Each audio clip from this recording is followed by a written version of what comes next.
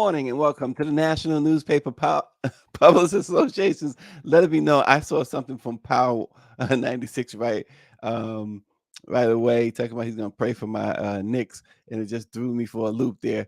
They don't need prayer. They just need to go away right now. But anyway, the Biden administration has rolled out new rules for airlines, forcing them to pay up when there are airline-related delays and cancellations. And remember when Donald Trump first ran for president, when networks were giving him unconditional free airtime, thinking, well, he's probably not going to win, which he did win. Well, CNN is at it again, and it says a lot about not just CNN, but America. And we will tell you why. CNN is joining, I should say, Donald Trump tomorrow for a special town hall with just Donald Trump. And remember the mailman, when the mailman was everyone's friend, or at least the person who could walk through any neighborhood and deliver the mail without much problems. Well, now Postal Service employees are under attack, the victims of a surge of violence against mail carriers. We're going to discuss that this morning as well. Academy Award winner Richard Dreyfuss is outraged by the Oscars' new diversity and inclusion requirements. He says they make him want to vomit. The real question is, does he have a point? We'll take a look at it. And to tip or not to tip? That's the question, particularly when it's all about self checkout and no interaction with a representative. They are getting money. Machines are being tipped. Well, machines are getting tipped. People, unmanned counters are getting tipped. Well, what should we do? We'll discuss that as well this morning with Austin Cooper, the one and only. Good morning, Austin. Good morning. How are you? Good to see you, man. It's good to see you as well. You decided on which glasses to wear? Exactly. I did. I did. That was good. So you decided to go with that. What's that, blue or black? It's black. Black. Black. Okay. But both need to be replaced. Yeah. Both need to be replaced. Yeah. It's been about 2 years since I got new glasses. I'm starting to feel it. So time to go to the optometrist. Oh boy. And they put that stuff in your eye. You know, that's what I hate when you get the eye exam, they spray that stuff in I your know. eye. I know. I That know. stuff is like but Austin, this morning, we start with reparations. How much could Black Californians receive? And I saw something in there, by the way, that got me excited. I'm gonna tell you why in a moment. But how much depends on a few things, including their age and how long they've lived in the state. If state lawmakers adopt all of the panel's recommendations, which they completed yesterday, lifelong Black California residents older than 70 will each receive more than $1 million each. The recommendations seek to address discrimination in housing, healthcare, policing, property seizures, and commerce.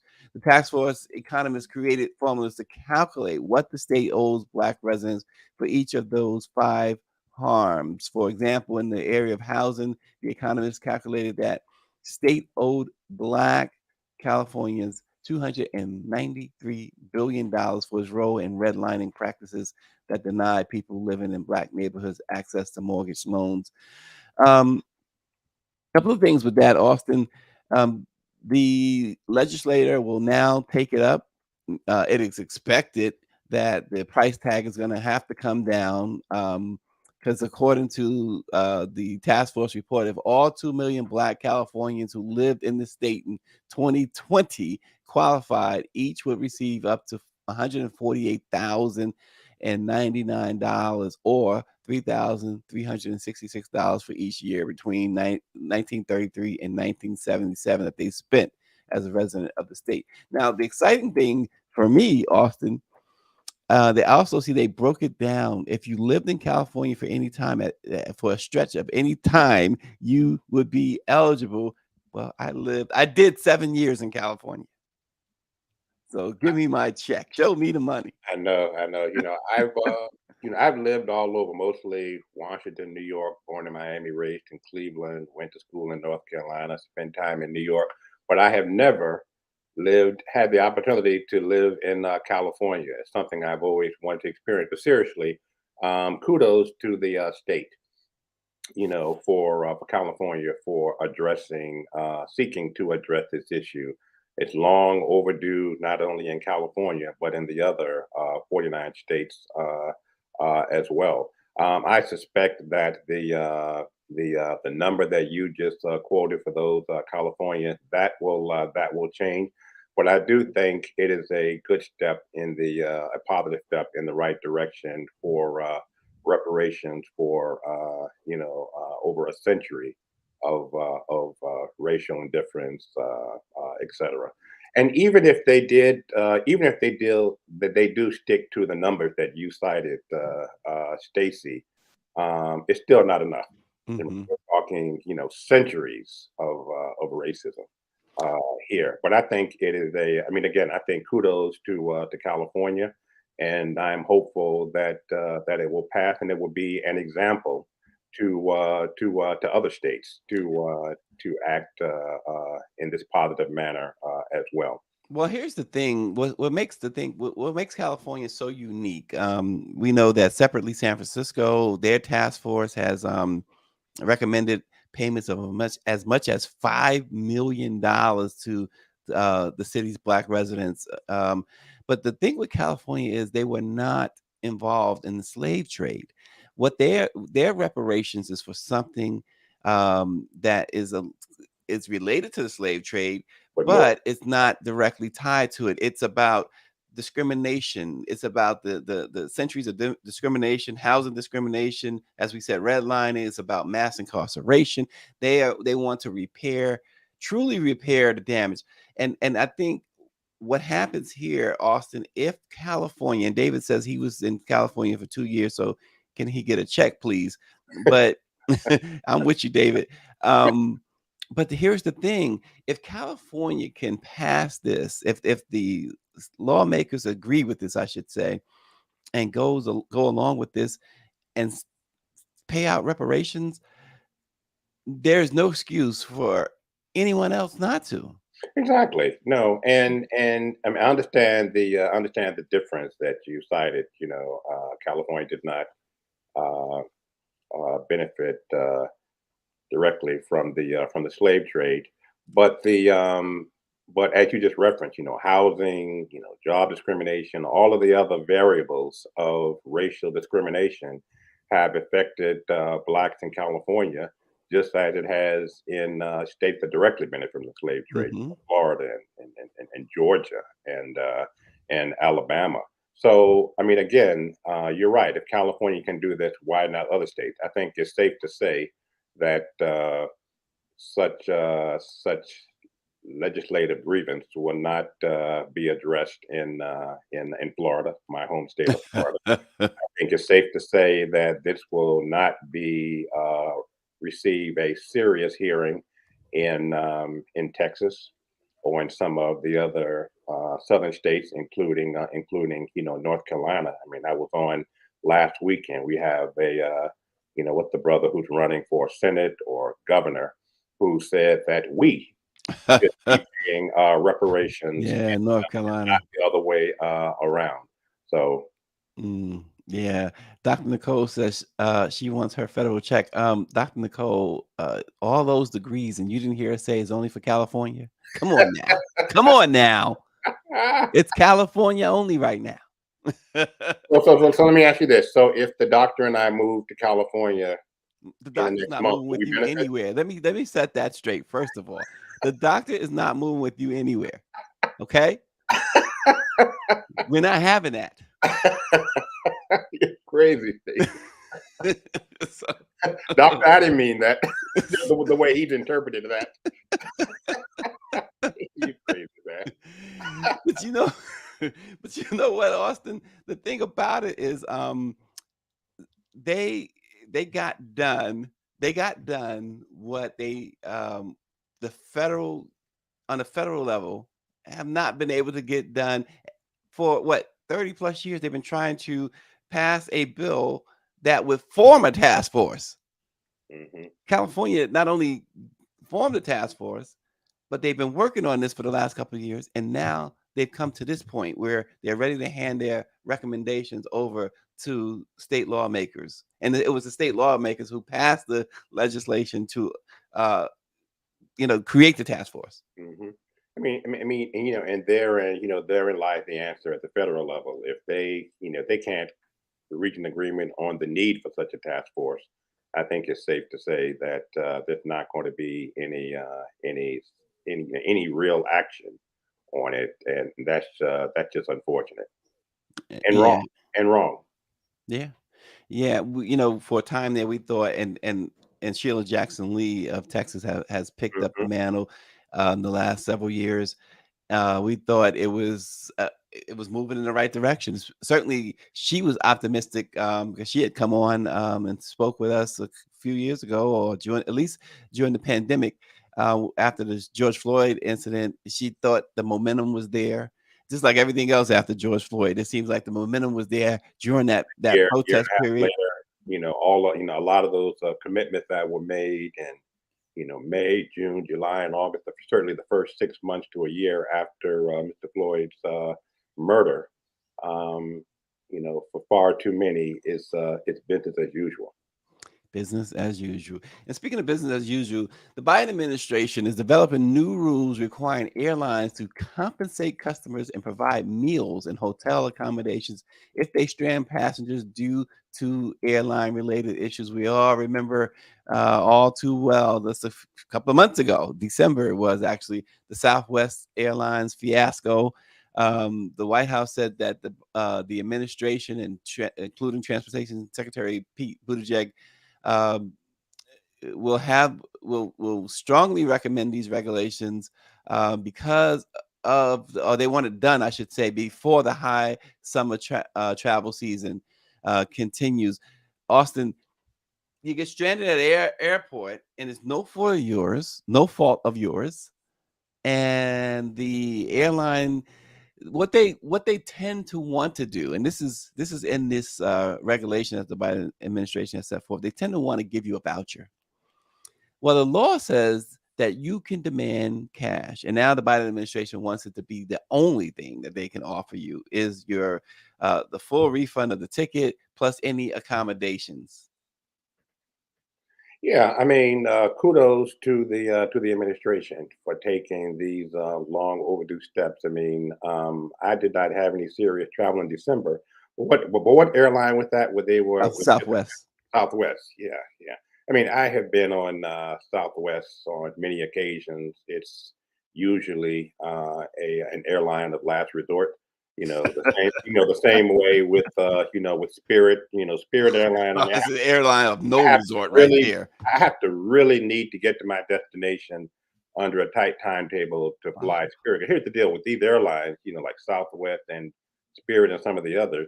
You think you're saving money when you book the ticket online, and then when you get to the airport and you see Oh it gosh. charge you to check a bag and how much to take a bag onto the aircraft, you're like, well, hell, I may as well have just gone with Delta or American. But we've all traveled and had to deal with airline delays that just cannot be explained, and that the weather is good. Hmm. So oftentimes the weather in the location where the aircraft is coming in from is also good. So for whatever reason, it may be mechanical problems, but folks should be compensated for their reasonably for their inconvenience. Sometimes these airline delays, I've read, and I'm sure you've read, and our listeners have read, of stories where loved ones have missed funerals of loved ones. I know that was the case with at least one person I read about in December who was Yeah, and how traveling do you home for compensate a someone's person for funeral. that? How do you compensate for that? How much cash? They're Mhm. not going to cancel or reschedule the funeral. Yep, Uh, yep. and this one person I remember thinking, well, why did he book his ticket so late? But this was like 2 or 3 days during the holiday season, before the funeral, and he just could not get home to bury his loved one.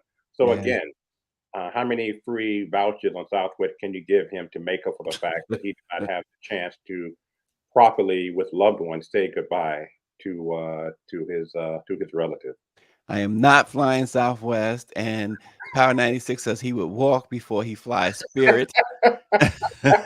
Yeah, I think So I'm Power 96 to me. It is, listen, somebody called Spirit. I just saw this just the other day. I've never flown Spirit, but you're they not missing called. anything. Trust me, you're not missing anything. No, it was these all these posts on Twitter. They was calling it uh the ghetto airline or something of that nature. Um, it's just anything goes on Spirit. What's that movie? What's that movie that was the Snoop Dogg who was in with the purple airplane? That's what Southwest is Soul like. plane. The scary thing about Southwest, so you get to the curb and you check your luggage and you pay for your luggage, and then you go inside to get your boarding pass, and the guy who was just at the curb is now all of a sudden inside, checking in people. Then you go past security and you get to the gate, and the person you saw on the curb is now at the gate boarding the flight. And then I'm being sarcastic at beyond this point, and then you see him on the flight with you. That's a little. I like stuff to be compartmentalized, especially when I'm flying, because who knows? I mean, the guy on the curb want to be up in the cockpit too.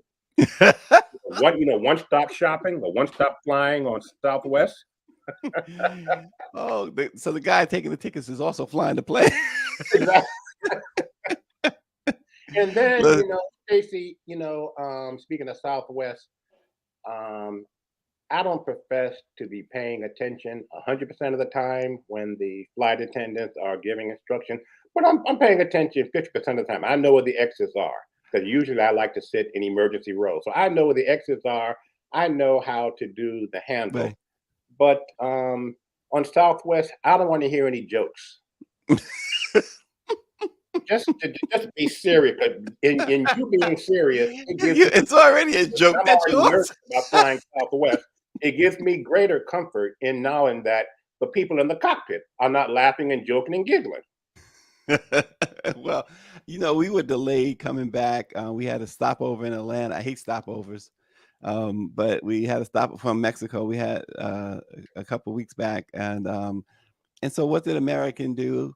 The American gave me, I think they gave me like 5,000 points or whatever, which wasn't bad. Yeah, I yeah. mean, it was a couple hours delay. They say, here's 5,000 points. I looked at my account, there was 5,000 extra points. That just Okay, means that I will remain in first class. okay. I'm not getting on these soul planes of y'all, okay? We can't do the soul It was plane. so plain, so plain. Next thing you know, they be breaking out the chicken and the waffles and stuff like that. And then you've never been on Spirit, but even when you walk up to the gate and you look at the aircraft and you're like, I mean, it's like yellow and black, all kind of psychedelic weird. I said, this plane doesn't even look serious. Who owns that plane? Is it regulated? Exactly. But like thank goodness the few times I have flown Spirit, I have minor delays, but I've gotten to my destination safely, and ultimately that's what we all want with Yep. air travel. But yeah, You know, I recently discovered something. So I usually fly American, and if I don't fly American, I fly Delta, right? And I like the first class, right? But I yeah. discovered the best first class might be United. Okay, okay. Yeah. So Now I when gotta. when you're on Air Force One, where are you seated? So when I'm on Air Force One, they generally ask me to drive the plane, but but that was only when Obama was president. Because I had no experience. He can go down. So, but you got to check out United because they got all this room and United is very spacious. yeah, it's very spacious and relaxing. You got to check that out, Austin. Yeah, I Give mean, me I normally fly because I work for nonprofits. I normally fly coach, and as long as I can get emergency row exit that reclines, yeah. you I'm good. But That used to be me. I yeah, used to always look for the emergency. I would try to book the emergency row exit. I Mm, once I was with, now you got to be a certain age to do the exit row, right? yep. And I remember being with my daughter. She probably was like 5 years old at the time. My daughter Ricky, and we were on oh, I forget the airline. Gosh, we usually at that point we were flying JetBlue from California a lot, Mhm, right? mhm. And this time we couldn't get JetBlue, so we got another airline. I don't remember the airline. It'll come to me later, but they had us in the exit row seat, and then the flight attendant came, and the flight attendant was so nasty about it. She can't sit there, startling my 5-year-old, right? Oh, And wow. I was like, and this is pre TSA, right? This is before TSA. Mhm. And I just remember saying, first and foremost, you sold us the ticket, and you're not going to be speaking like that around my child. And the whole crew came over. You gotta move. And I was like, when you ask me like a human being to move, and you let me know where I'm gonna sit. So it went on for a while. Um, and next thing I knew, like they were, we finally, I mean, she kept throughout the entire flight, the flight attendant kept taunting us about that because we moved. Well, this is one of those times where I use my journalism card. Good, good, good. I think And next thing I knew, I got a refund on the ticket. Although we took the flight round trip, right? I got a refund on the ticket. And on the way back, they had literally, Austin, rolled out red carpet for us, her and I, with balloons. They gave us these vouchers. They really gave us money. Because I called the headquarters. And I was like, listen, I write for the Daily News of Los Angeles. And let me tell you something. Here's the situation. And blah, blah, blah, blah. And next thing I know, it was like, phew. So, but that was pre TSA. well, good. And it's unfortunate. I mean, how dare you, as an adult in any profession, speak to Ain't gonna speak to my child that way. aside from your own child, Yeah. speak to someone else's child like that. I mean, And she was very belligerent. And here, the thing about she it should was, have been fired. She should well, have she may have been because they gave us a been lot of suspended. concessions. She may, but it, and she. Here's the thing about it: she was right, right? But is how she delivered that message. Exactly. And again, it's not like even if you had picked your seats and not been thinking, I've got my 5-year-old daughter next to me in emergency row. You know, when you checked in, they certainly noticed you were holding the hand up Exactly. or holding your 5-year-old when you got to where you board the aircraft. Yep. She took your ticket or she scanned your ticket and looked Yep. and saw you emergency row. And they always ask you, are you aware that you're in emergency row and Yep. are you prepared to assist in the event of an emergency? This woman came over and immediately just went on the other. You can't sit there. What are you doing? I Wow. was like Scooby Doo. Huh? It's like, So so are so you so when kidding me? Yes. So when they ask me that question, I'm always in emergency row. I always say yes. I'm prepared to assist, and I also scream very loud.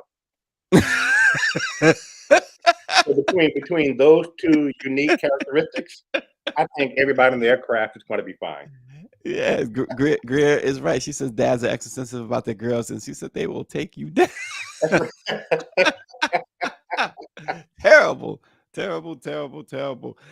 CNN, this is inexcusable. I'm okay. Let me let Austin just give his opinion.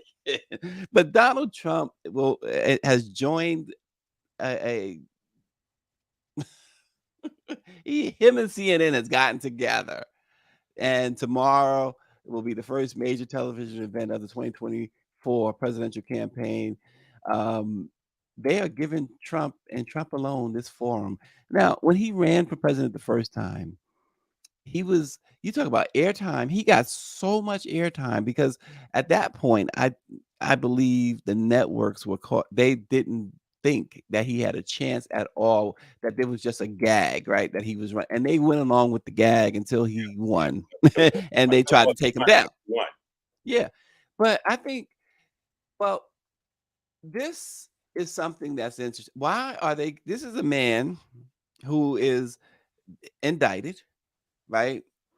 he's not only that. Currently, when they host this town hall tomorrow, a jury will be deliberating whether or not he's guilty in a civil trial, albeit of rape. How are you giving him this platform? It must say a lot of it has to say a lot of things, not just about CNN, I think, but about the media as a whole, America as a whole. Well, I mean, you're right. Mainstream media did not take Donald Trump seriously until it was too late. Every morning I start my day by watching, Morning Joe. So I have my issues with, Joe pontificating and rambling sometimes, but I enjoy the show. But I remember during the from the time he came down the escalator, they would always tell all of the candidates, in all fairness to Morning Joe, on both sides, that if you want to come on the air, just call in and we will put you on the air. And as Mhm, I recall, the only candidate who took them up on that consistently was Donald Trump. mhm, And so, Morning Joe, I'm just speaking, referring to Morning Joe, really gave him a platform. And now you listen to Morning Joe, and they can't stand him, and mhm. rightfully so. So getting over to moving on to CNN, and all fairness, I used to work for Turner Broadcasting, and did so as part of my responsibilities in Atlanta. I did government affairs for CNN, and I'm very shocked. I'm very disappointed. This town hall was announced last week, or within the last 2 weeks, and CNN has been taking a lot of incoming. Yet they're still sticking to their guns by Mhm, doing this town hall. Look, if it was a town hall with other Republican candidates, I would be more understanding. I say, okay, mhm, he is a candidate for president, but to give him this platform, mhm. and within the last 48, 72 hours, we have heard Donald Trump in his deposition Oh in the gosh. Carroll's case, double down on grabbing women by the genitals, Yep. by insulting the lead counsel for Miss Carroll, expressing no regrets, nothing, just really doubling down.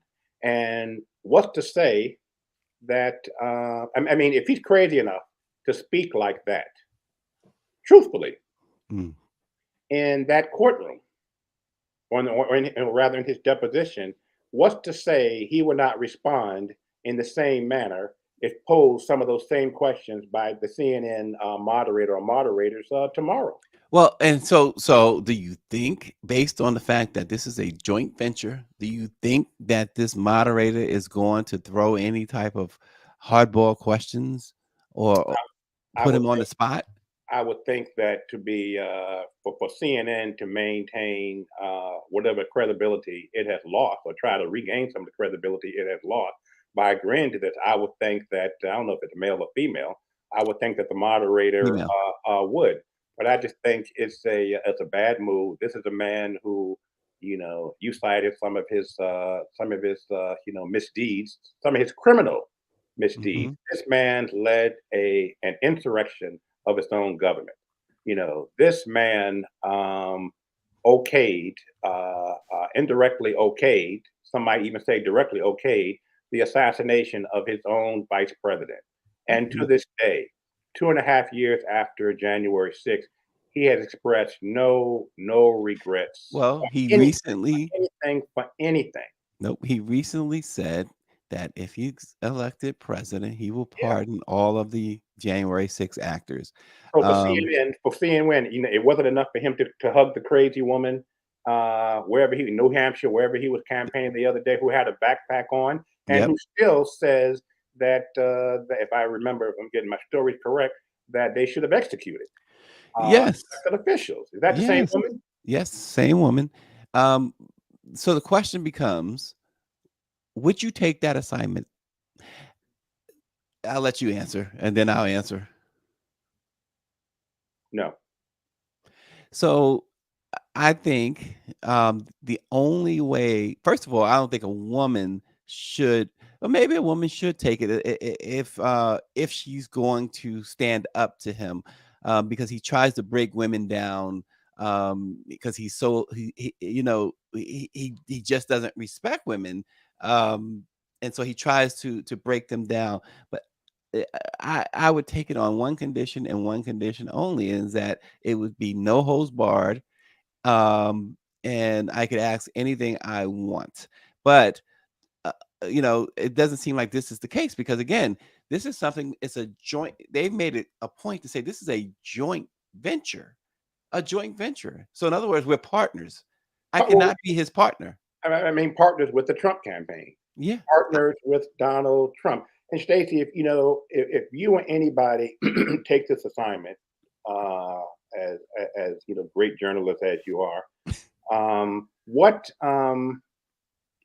I just think with Donald Trump, that by giving him this kind of exposure, we are beyond moving the needle in a positive way. Yeah.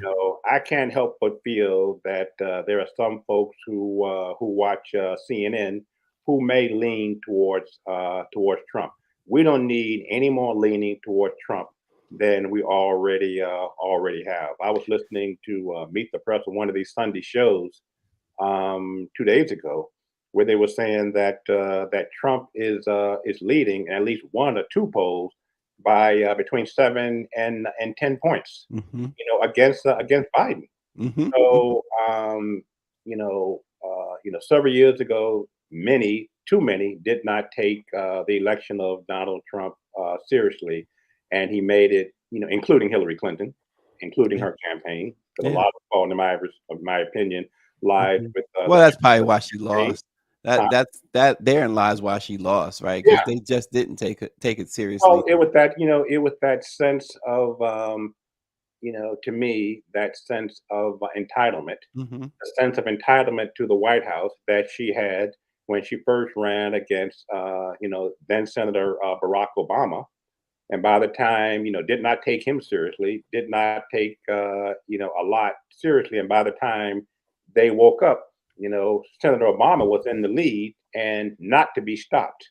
Yeah, yeah. And so I'm just, I think is, I don't think it's likely, but I think it's very well possible that for Donald Trump to win the presidency again. I think that he has, as we speak, I believe that he has the nomination locked up, and I Yeah. think credible news outlets like CNN have a responsibility to their viewers and have a responsibility to the country first and foremost. And now, having said all that, will I watch the program tomorrow? I don't know. I've I seen enough honestly don't train know. wrecks. I honestly don't know if I'm going to watch it tomorrow. Well, Power 96 says CNN will do anything for ratings. They are literally bottom feeders of the news world. They are right next to Fox. David says CNN is in third place, so they are looking for anything for ratings. Um, and Timothy Williams says, nope, there will be no hardball questions Mhm. in that forum Right, Timothy's tomorrow. So right. yeah, the thing about it is, um, do you hate speech, do you want to continue to give hate speech such a platform? Mhm. Because it amounts to hate speech. What has been coming, that deposition, as you alluded to earlier, it was pure hate against women. Pure Yep, women do the only mission for women is to do whatever I want to do to you, yep, is Trump's mantra.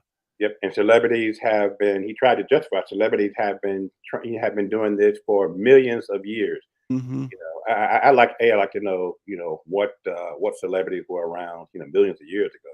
I mean, Moses. I mean, I don't know who the hell he might have been referring to, but and the key statement in that deposition was, again, no regret. They have been doing this for millions of years, fortunately or unfortunately. Hmm. Yeah. So, in what instance is it fortunate for anybody to to abuse women in this manner. He hasn't changed, and he doubled down on his statement. Yeah, yeah, and under oath. That's Oh, under oath, under oath. So you know what he's going to do tomorrow on yeah. CNN. I mean, what are you going to ask him about? What are you going to talk to him about? Ukraine. I mean, we all know what he's going to say. So why give him this platform? Okay, so Timid D, Timid D is saying that his name is pronounced like a timid rabbit, and I got you. Austin, he's talking about his own name because he says we are calling him Timothy. Um, I was trying to pronounce it right, but you know what? Pronunciation and me just never get along anyway. So Sorry, brother. yeah, apologize. Uh, Postal carriers have more worries than snow, rain, or the gloom of night, keeping them from their appointed rounds. They are increasingly being robbed, often at gunpoint, from Maine to California. Robberies of postal carriers have exploded, surging 78% to nearly 500 in 2022, according to data provided by the U.S. Postal Inspection Service. Um, letter carriers, rightfully so, they're demanding action from the Postal Service. Austin, there was a time where the postal guy was like the ice cream man almost. I mean, you never treated him bad. I mean, yeah, and this hits home. One of my, two of my favorite childhood memories involve postmen.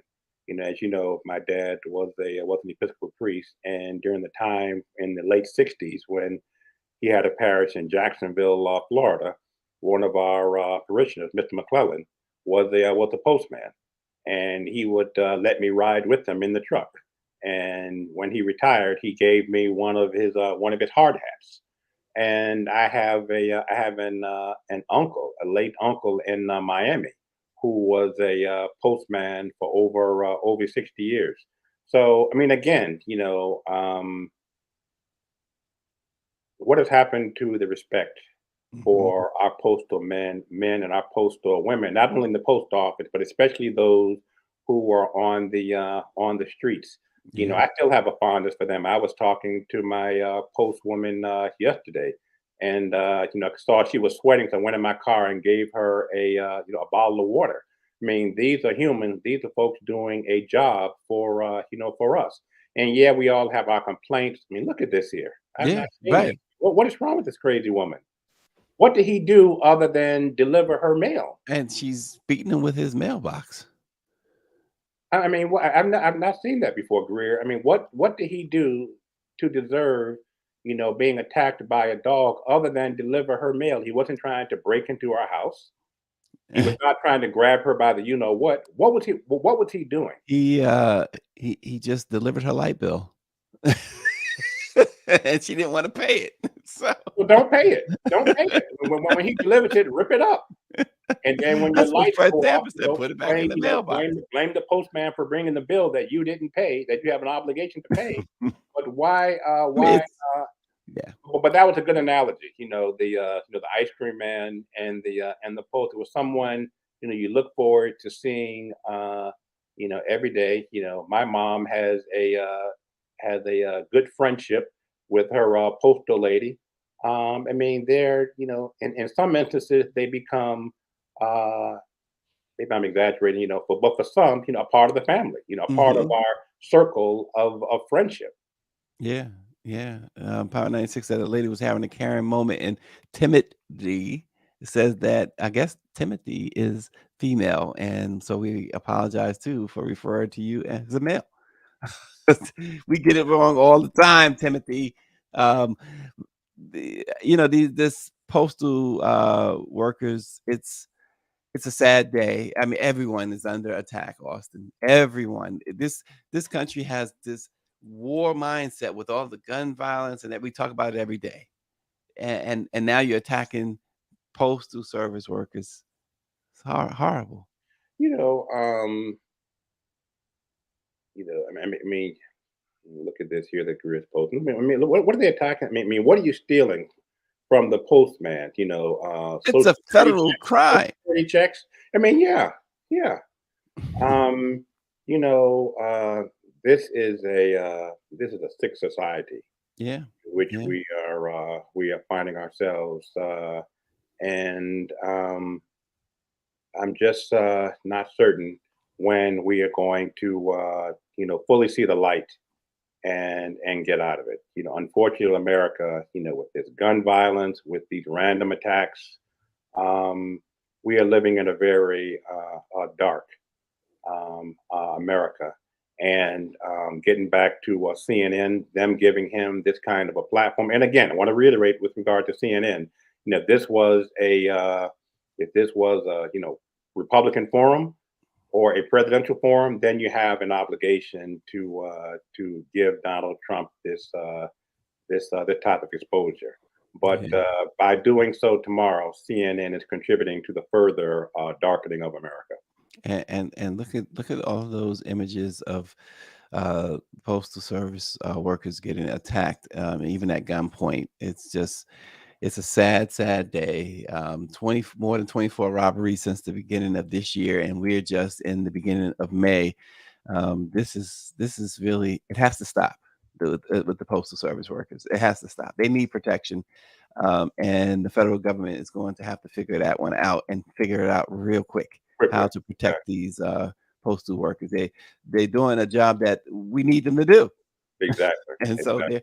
there you have it.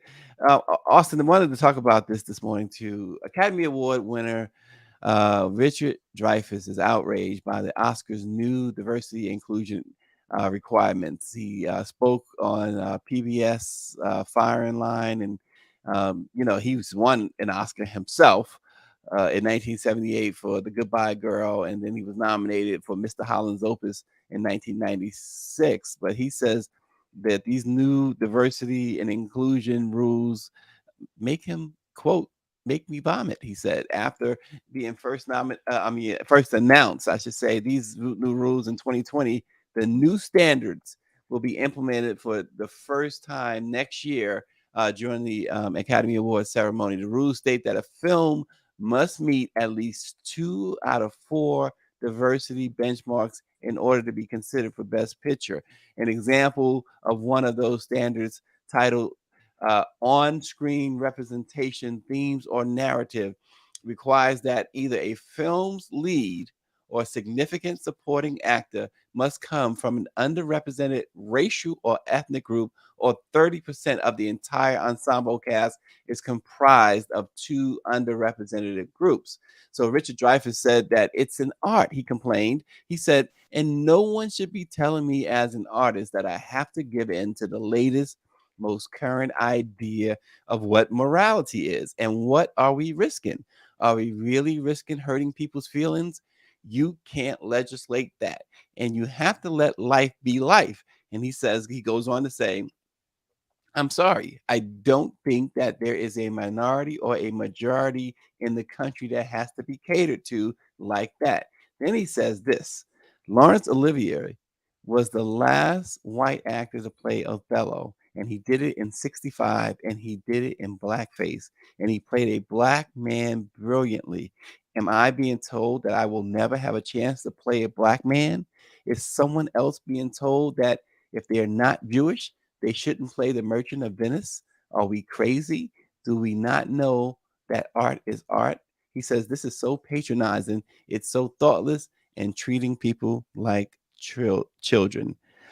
That's a lot. I've always, until now, until you read that, have been a fan of Richard Dreyfuss. Until now, that has changed. Had Richard Dreyfuss ever felt the need to vomit during the previous, I don't know how many years of the Oscars?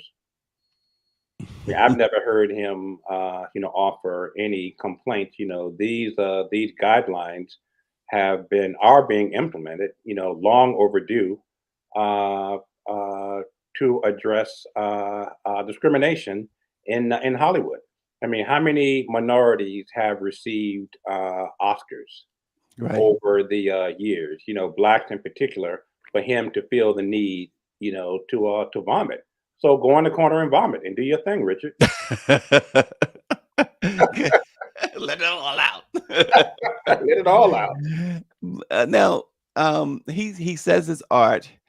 Um, he's some might say, well, uh, why regulate that? Why try and regulate that? But I think you just articulated why it needed to be regulated, because you are intentionally leaving certain people out. Um, but then here's the other side of the other question. How much should we even do we even care about the Oscars? I mean, other than Will Smith slapping Chris Rock, that's been the highlight over the last, whatever years. And and how much should we care about the Oscars? Do the actors do they even care anymore? I, I, I would hope that they would. I would think that they. I would think that they would. Um, Obviously, I'm just getting back into going to the movies. Since COVID, I think I've been to the movies um, maybe 2 or 3 times. But before COVID, that was one of my favorite, and remains one of my favorite forms of entertainment. Now, obviously, since Mhm. COVID, I've gotten into watching a lot on Netflix and some of the other television platforms. But I think they should. The NAACP Image Awards, came about because our people were not being, in large part, because our people were not receiving the attention that they deserve from the Academy Awards. So I think that the NAACP should continue doing what it's doing with the NAACP Image Awards, and I think the Oscars. I think this is a right step to address years of discrimination. And his point of letting things be as they are and just kind of magically work them ways out. Well, with his thinking, we would still be drinking from colored and white drinking fountains. If you had that kind of thinking, and racial discrimination, even in 2023, often needs to be addressed legislatively. Well, this is not a legislative redress, but it is an internal organizational redress that, in my opinion, is long overdue. So, Richard, go barf. Well, how about this? Power 96 says he hopes the Freaknik documentary wins an Oscar. That would be something. And Exactly. just how would they accept that award? That would be must see TV. It'd be 2 live cruise music playing as they come to accept, right? Exactly. Exactly. Oh my gosh. Terrible. Terrible, terrible, terrible, but a terrible take by Richard Dreyfuss, obviously. Yeah, Um, very disappointing. You have these, you you respect and you admire, artists, and certainly he is an excellent in his craft. I think I first saw him. Was he in Jaws? Yours, Yes, yes. when I in '74, whenever that was, and I followed his career. But it's always disappointing to learn um, of the political or societal Yeah. views of some people you grow to admire on the screen. Um, I'm a big fan. I love action movies. I'm a big fan of Steven Seagal. Steven Seagal in real life, off the screen, is absolute nuts. He He's and a Trump supporter. I think yeah, he he's lives in. I he's think he lives in Russia. He's absolute nuts. yeah, he's an incredibly insane person. Uh, he's insane. He's just totally insane. Oh my goodness. Austin, to tip or not to tip? Zero interaction with employees during a transaction no longer guarantees freedom from the moral quandary of how to tip. Prompts to leave 20% at self checkout machines at airports, stadiums, cookie shops, and cafes across the country are just upsetting consumers who are already inundated by the proliferation of tip screens. Business owners say that the automatic cues can significantly increase gratuities and boost staff pay, but the unmanned prompts are leading more customers to question what exactly the tips are for. Why are we tipping a non-human? I don't, and I make no apologies for it. Look, if I'm sitting at a diner or a restaurant and you're bringing me food and you're bringing me drinks and you're coming to check up on whether everything is okay or whether it's okay for my guests, then that's deserving of a tip. But that kind of self checkout, I always push no and sign whatever you want me to do. But I just don't do it. And yeah, I just don't see don't see the need the need for it to tip for carry out. So, you go up to a counter, even at Starbucks, for instance, um, you ask for coffee, they give you coffee, you pay for coffee. You're not sitting down, you're not being waited on, right? And yet the tip machine comes up, they say whatever, and there's other places, not just Starbucks. I just think of but some sometimes, what is it? What's that? Chick-fil-A? Is it Chick-fil-A, Chick-fil-A? yeah, Yeah, yeah. Chick-fil-A. Now, I They, was just at Chick-fil-A yesterday. You're right. You're right. You put your card in, and after you want a tip, nope. yeah, but here's the thing. Sometimes, have you ever been like afraid not to tip? Because I'm like, wait a minute. If I don't tip, they're gonna see that I'm not gonna tip. They gotta still make my drink or my food. They're gonna add something to it. Something that you don't want added to it. I mean, I guess the thought has crossed my mind, but I just don't.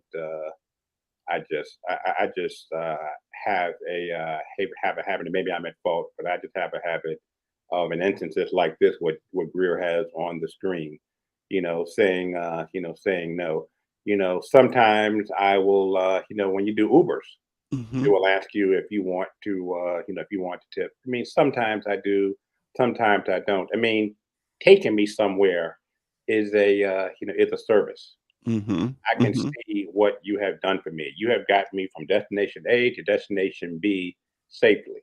Thank Right. thank you. But at a at the Chick-fil-A, I just again, maybe I'm at fault here, but I just don't I don't do it. David says if it's to go, no tip. If a person is taking care of my table, a tip is a must. Exactly. Exactly. What about a situation like this? I experience this a lot. When we go to a Knick game or a Rangers hockey game at Madison Square Garden, we generally sit. Well, we do not. We sit in what is called the Madison Club, right? And it's the food is laid out. You can go serve yourself. There's a bar there, whatever you can do. But at the same time, you have the option of having the in-seat wait service, right? And they'll come around. Often they'll get your drinks for you, whatever. They'll put water on the table. If you want some alcohol, they will get it for you. You can get it yourself. You make it for the most part. You get your own food. But at the end of the night, if you have a bill of any sort, because they give you with those seats, you get each person gets about $35 in alcohol credit, so you're not spending any money there. Um, but if you've gone over that 35, which is easy at a place like Madison Square Garden, you might have a bill. And the whole tip thing is there. What about something like that? I guess if you utilize the wait service, then you should tip, right? Yeah, me. I mean, I would agree. In that instance, if were I a celebrity like you, and in choice seats at Madison Square Garden, the thing you have to be concerned about, States, and unlike me, is if you don't tip, it may be in the press, and you don't want there to be any bad press, surrounding you. No, but seriously, in that instance where someone is coming, it's like being in a restaurant. It's like what I think David just referred to. This is service. It's not a one-time deal. This is service where you're coming back and forth and getting me drinks or getting me food and making certain that while I'm watching the game, that I have no needs.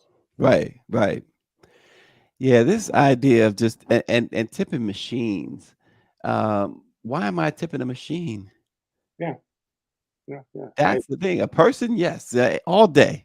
Mhm, mhm. If you're serving me in any way, at the hotel, when you check out, the maid's gonna clean the room, the housekeeper's gonna clean the room. I don't know the proper, but Absolutely. Yeah, for a real direct service. yeah, On a yeah. machine? But a machine, they've got, and the businesses are arguing that the money is going to the employees of the business. I, I don't trust it. Yeah, I'm sorry. exactly, I exactly. don't trust that it is. You Because know, how's we that employee? Which employees are going to be mhm, exact? And mhm, how do they know that if I left a 20, are you gonna take your percentage off and leave them with 5 to split? mhm, mhm. And even at a place, I would just, a place like Subway, some places you go to, they have the paper cup, and it says tips. And, every now and then I may leave $2 or $3, but I always walk away wondering whether I should have done that. And to your point, who's going to make the decision? Is the manager just going to pocket everything for himself and not share with his colleagues who are making, or her colleagues, who are making sandwiches, etc. So Yeah. I just have a no tip policy when it comes to those machines. Yeah, Dr. Nicole says that the businesses need to pay their employees fairly, tip Thank or you. no tip. Exactly. Thank you. This idea, And therein that lies leads the problem. You right. know, passing on the cost of their employees to the consumer. Pay them a fair wage. You're right. And I was going to say that leads into that discussion, which obviously we don't have time to have that whole discussion on uh, this idea that if you raise the minimum wage, people will lose jobs. No, if they're losing the jobs because you raise the minimum wage, it means that you just don't want to pay them. Yeah. And it's And as how do simple as that. Yeah, and how do companies decide whether to implement this policy? I mean, I'm in and out of Target, at least once a week. Or Walmart, once or twice a month, and I've never seen any tip options for people working the cash register. Why? Because they're just not minimizing their work, their jobs, but they are scanning and putting in a bag and handing to you. It's Target's job to pay them a fair wage. I mean, I have done all the work. I'm the one walking around and identifying stuff to put into my carriage. Real quick, should flight attendants be tipped?